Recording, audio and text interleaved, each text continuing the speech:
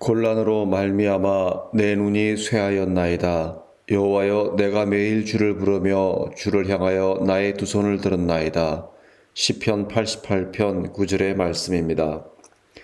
시편 88편을 읽고 묵상하면서 가슴이 턱하고 막혀오는 울컥함이 있었습니다.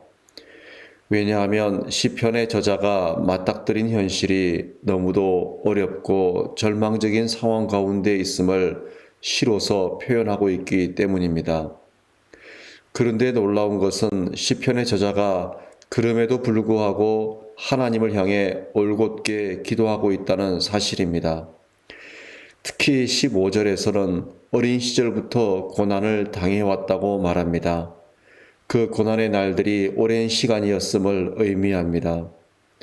그런데 그 고난이 끝이 아니라 지금도 이중 삼중의 고난 가운데 있는데 그럼에도 불구하고 여전히 하나님을 향한 소망을 놓치지 않고 그럴수록 더욱 부러지져 기도하며 하나님의 응답을 기다리고 있다고 고백합니다. 이 시편 저자의 하나님을 향한 절대적인 신뢰, 믿음이 얼마나 감동인지 모르겠습니다. 저와 여러분에게 하나님을 향한 이런 믿음이 있기를 간절히 소원합니다.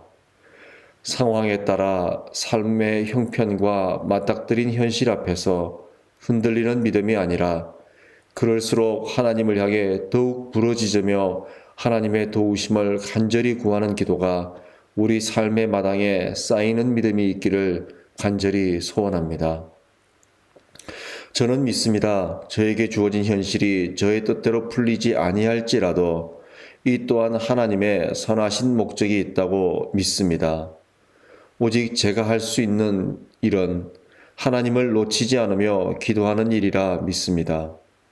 그리고 하나님의 때에 하나님은 이 모든 과정을 통해 선하신 일을 이루실 것이라 믿습니다.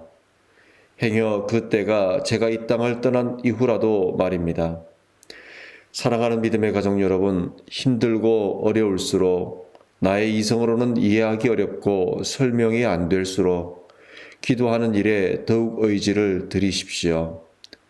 그래야 우리는 삶의 무게를 견딜 수 있을 뿐만 아니라 피할 길을 열어주시는 하나님, 삶의 매듭을 풀어주시는 하나님을 만날 수 있습니다.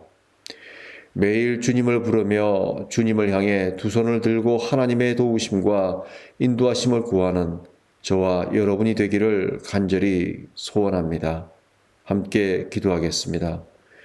하나님 아버지, 오늘 시편 88편의 저자의 이 기막힌 삶의 여건, 기막힌 삶의 고난과 어려움, 그럼에도 불구하고 하나님을 향해 기도하는 모습을 놓치지 않는 그 저자의 신앙을 배웁니다. 하나님, 힘들고 어려울수록 하나님을 향해 더욱 부르짖는 우리가 되게 도와주십시오. 가슴을 치며 세월을 탓하기보다는, 나의 형편을 탓하기보다는, 내 자신을 탓하기보다는 하나님을 향해 더욱더 부르짖는 우리의 신앙이 될 수 있도록 인도하여 주십시오. 그러므로 말미암아 하나님의 때를 기다리는 하나님의 자녀 되게 도와주십시오. 오늘도 하나님을 향해 부르짖습니다. 하나님의 도우심을 구합니다. 주여 도와주시옵소서. 감사드리며 우리 주 예수 그리스도의 이름으로 기도드립니다. 아멘.